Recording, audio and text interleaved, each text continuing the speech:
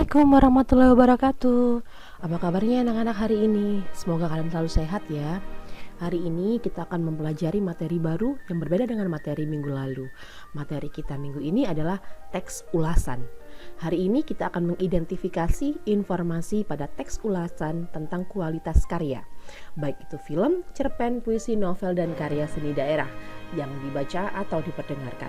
Minggu ini adalah minggu pertemuan pertama. Ya, bersama saya Budi Oktaria Mekarsari. Sebelum kita mulai pelajaran, saya punya sebuah kutipan dari seorang tokoh, yakni Insinyur Soekarno. Tulislah aku dengan tinta hitam atau tinta putihmu, biarlah sejarah yang membacanya. Nah, sekarang apa yang kamu ketahui tentang teks ulasan? Apakah kamu pernah mendengar istilah teks ulasan? Lalu, karya apa saja yang bisa diulas atau dinilai? Nah, mungkin jika kalian masih asing dengan istilah teks ulasan, kalian sudah lebih familiar atau lebih akrab dengan istilah resensi. Teks ulasan sama dengan resensi. Sekarang, karya yang dapat diulas atau diresensi apa saja? Yang pertama adalah buku pengetahuan. Semua jenis buku pengetahuan seperti buku pelajaran kalian, ensiklopedia, buku-buku mengenai sejarah, ilmu-ilmu apapun dapat diresensi. Yang kedua, novel. Semua jenis novel bisa diresensi. Film, tidak hanya buku, film juga bisa diresensi. Lagu pun juga bisa diresensi. Drama, kumpulan puisi, kumpulan cerpen, dan lukisan. Bahkan yang bukan merupakan teks, lukisan bisa diresensi. Nah, saya punya sebuah kutipan yang ada di dalam buku bacaanmu. Judul identitas bukunya Ateis. Sekarang, apa yang terlintas di benak kalian mengenai teks di samping ini? Apa yang tampak jelas tertulis di sana? Termasuk bagian apa? Yuk kita kupas satu persatu. Buku Ateis, identitas buku. Judul buku Ateis, pengarang Ahdiat Kartamiharja, penerbit Balai Pustaka, tahun terbit 1949, cetakan pertama. Tebal halaman 232 halaman. Ateis merupakan salah satu novel terbaik yang memperoleh hadiah tahunan Pemerintah Republik Indonesia tahun 1969. R.J. Maguire menerjemahkan novel ini ke bahasa Inggris tahun 1972. Sementara itu, Syuman Jaya mengangkatnya ke layar perak tahun 1974 dengan judul yang sama. Novel ini menceritakan perjalanan hidup tokoh Hasan. Dari kecil ia dididik menjadi anak yang saleh. Ia begitu taat beribadah. Begitu juga dengan orang tuanya adalah pemeluk Islam yang fanatik. Orang tua Hasan menyekolahkan di Mulu. Di sekolah itu dia bertemu dengan seorang gadis cantik yang bernama Rukmini. Hubungan keduanya semakin akrab. Mereka saling jatuh cinta. Rupanya kisah cinta mereka tidak bisa berlangsung lama.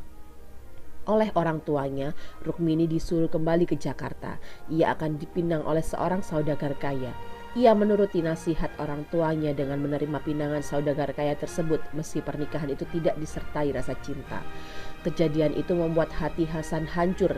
Ia menjadi frustasi.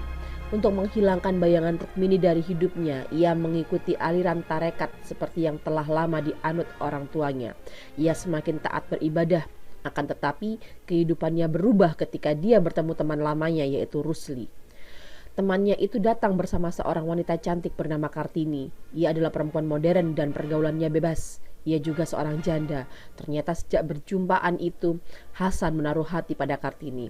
Alasannya, Kartini memiliki karakter yang hampir sama dengan Rukmini. Bagian yang pertama mulai dari identitas buku sampai tebal halaman. Nah, isinya apa? Identitas buku yang dibaca berisi judul buku, pengarang buku, penerbit buku, tahun terbit, dan tebal halaman. Bagian yang kedua, mulai dari kata ateis merupakan hingga judul yang sama. Apa isinya yang ada di dalam sana? Pembuka ulasan, berisi ulasan singkat mengenai buku, prestasinya bahwa buku tersebut pernah diangkat ke layar perak atau film bioskop. Selanjutnya, bagian terakhir, paragraf kedua sampai paragraf yang ketiga. Apa isi dari paragraf tersebut? Berisi ringkasan cerita, mulai dari pengenalan tokoh Hasan hingga jalan ceritanya. Selanjutnya, bagian yang kedua dari resensi tersebut. Semenjak Hasan mencintai Kartini, dia pun juga bergaul dengan teman-teman Kartini. Hasan mencoba untuk menyadarkan Kartini dan Rusli dengan memberikan ceramah-ceramahnya. Akan tetapi, karena Rusli juga pandai bicara, kemudian dialah yang berbalik memengaruhi Hasan. Tanpa disadari, pemikiran-pemikiran Rusli melekat di kepala Hasan. Mulanya, Hasan tidak terpengaruh. Namun, keyakinannya mulai goyah ketika dia dikenalkan dengan seorang yang tidak percaya Tuhan, yaitu Anwar. Pengetahuan Anwar tentang ketuhanan begitu luas. Sejak saat itulah pemahaman Hasan tentang agama mulai berubah. Ia mulai meragukan keberadaan Tuhan. Hasan semakin tersesat dari agama. Pergaulannya semakin bebas. Ia kemudian menikahi Kartini. Pernikahan mereka didasarkan atas rasa suka sama suka. Pernikahan mereka ternyata tidak bahagia. Kehidupan rumah tangga mereka berantakan.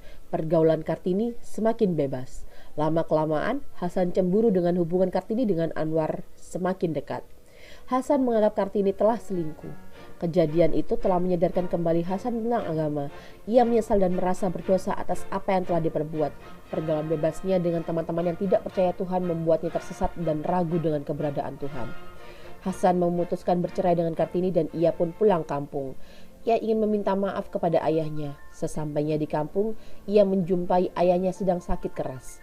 Ternyata ayahnya tidak mau memaafkan Hasan, bahkan sampai maut menjemputnya. Ayah Hasan tetap pada pendiriannya. Hasan merasa bahwa semua itu terjadi karena perbuatan Anwar. Ia menaruh dendam pada Anwar dan berniat membunuhnya. Pada suatu malam, ia melaksanakan rencana itu. Kemudian ia mencari Anwar. Karena pada waktu itu situasi sedang tidak aman, diberlakukanlah jam malam. Nahas menimpa Hasan, belum sempat melaksanakan niatnya, ia malah tertembak. Akan tetapi sebelum meninggal, ia masih sempat mengingat Allah dengan berkali-kali menyebut asmanya. Novel ini banyak memberikan pelajaran kepada pembacanya. Kita harus pandai bergaul dengan orang lain. Jangan sampai salah pergaulan hingga pada akhirnya kita malah tersesat, bahkan sampai mengingkari ajaran agama. Kita harus senantiasa berpegang teguh pada agama dan selalu meyakini keberadaan Tuhan. Selanjutnya, mulai dari semenjak Hasan mencintai Kartini hingga berkali-kali menyebut asmanya, ada 5 paragraf di sana. Bagian apa itu? Masih sama seperti sebelumnya. Isinya adalah berupa ringkasan cerita, mulai dari pengenalan tokoh hingga jalan ceritanya. Mulai dari perkenalan tokoh Hasan hingga sampai Hasan meninggal. Selanjutnya, bagian yang paling akhir, novel ini banyak memberikan pelajaran kepada pembacanya. Bagian apa itu? Ya, hikmah atau pesan moral dari isi buku. Selanjutnya, bagian terakhir, nilai moral yang kedua adalah hendaknya kita mau memaafkan kesalahan orang lain yang sudah bertobat. Jangan seperti tokoh ayah Hasan yang tidak mau memaafkan kesalahan anaknya bahkan sampai ajal menjemputnya.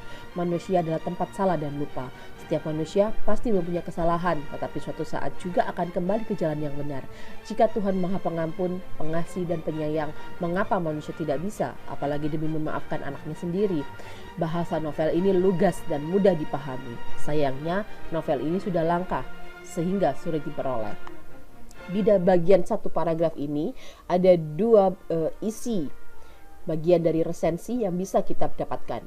Bagian yang pertama mulai dari kata nilai moral yang kedua hingga bagian anaknya sendiri adalah berisi hikmah atau pesan moral dari isi buku.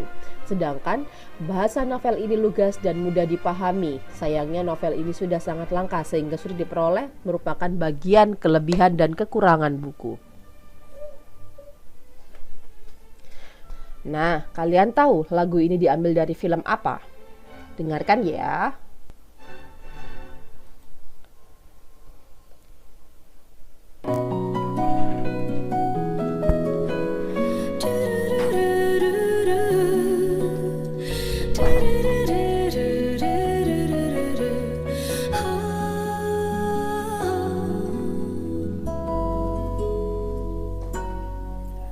Harta yang paling berharga adalah keluarga. Istana yang paling indah adalah keluarga. keluarga. Puisi yang paling bermakna adalah keluarga. Mutiara tiada tara adalah keluarga. Selamat pagi Emak, selamat pagi Abah. Mentari hari ini berseri indah. Sampai di sini, kalian sudah ingat lagu dari film apakah ini? Ya, film Keluarga Cemara. Film Keluarga Cemara, penulis naskah Gina S. Nur, produksi V-Cinema Pictures, durasi 1 jam 50 menit, pemain Nirina Zubir, Ringo Agus, Widuri Sasono, Zahra JKT, Gading Martin, dan lain-lain. Nah, kalau tadi yang di awal kita membahas resensi tentang buku, sekarang kita bahas adalah resensi film. Jika di resensi film, apa saja yang ada di dalamnya? Yang pertama adalah identitas, sama dengan buku tadi. Tapi kalau buku meliputi siapa saja? Ya pengarang buku, penerbit buku, halaman. Sedangkan di dalam film yang ditulis siapa saja? Penulis naskahnya, produsernya siapa? Waktunya berapa lama, pemainnya siapa saja. Selanjutnya, apalagi yang ada? Sama, kita sama-sama punya pendahuluan. Selanjutnya, kita juga sama-sama punya ringkasan. Boy, yang tadi di dalam buku ringkasannya banyak. Kalau di film apakah harus sedikit? Tidak. Ringkasan boleh kalian buat sedikit, boleh kalian buat banyak. Jumlah ringkasan sesuai dengan pemahaman kalian tentang isi ceritanya. Selanjutnya adalah ulasan atau penilaian. Ulasan penilaian bisa penilaian baik dan juga penilaian buruk. Yang bagian selanjutnya masih juga berupa ulasan atau penilaian. Nah, yang selanjutnya adalah kesimpulan atau pesan. Sampai di sini ada pertanyaan? Sudah paham tentang film? Lanjut. Nah, untuk selanjutnya, kalau lagu ini pasti sudah tidak asing lagi di telinga kalian kan?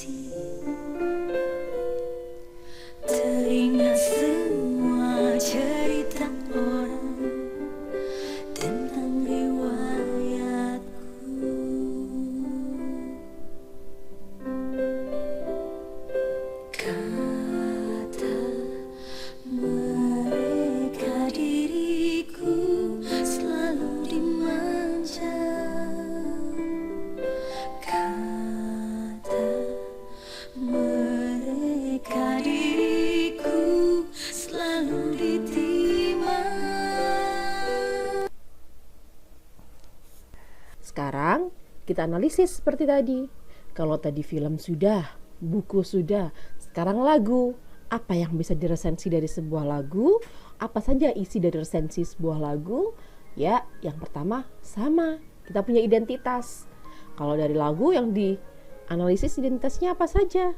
Penyanyinya siapa? Penciptanya siapa? Kapan terbitnya? Genre lagunya apa? Selanjutnya pendahuluan, sama, mengenai lagunya, mengenai filmnya. Lalu ringkasan. Selanjutnya ulasan atau penilaian. Nah, yang terakhir adalah kesimpulan atau penutup. Sampai di sini kita bisa simpulkan. Lalu dari contoh-contoh resensi yang sudah ada sebelumnya, apa saja isi resensi? Yang pertama adalah identitas. Yang kedua, orientasi atau pembuka atau pengantar. Yang ketiga, sinopsis atau ringkasan cerita. Yang keempat, analisis atau penilaian. Yang kelima, evaluasi. Dan yang keenam adalah rekomendasi atau kecocokan. Sekarang, tugas bagi kalian minggu ini. Baca dan amati teks yang saya sertakan pada kegiatan pembelajaran ini ya. Kemudian analisislah isinya. Teksnya seperti yang ada di samping, tapi saya sertakan di dokumen Word yang sudah ada di tugas ini. Tidak perlu membaca kecil-kecil ini, kalian sudah ada nanti di teksnya. Sudah lebih jelas? Jika ada kebingungan, jika ada yang masih perlu ditanyakan, hubungi saya lewat WA ya. Terima kasih. Selamat pagi. Assalamualaikum.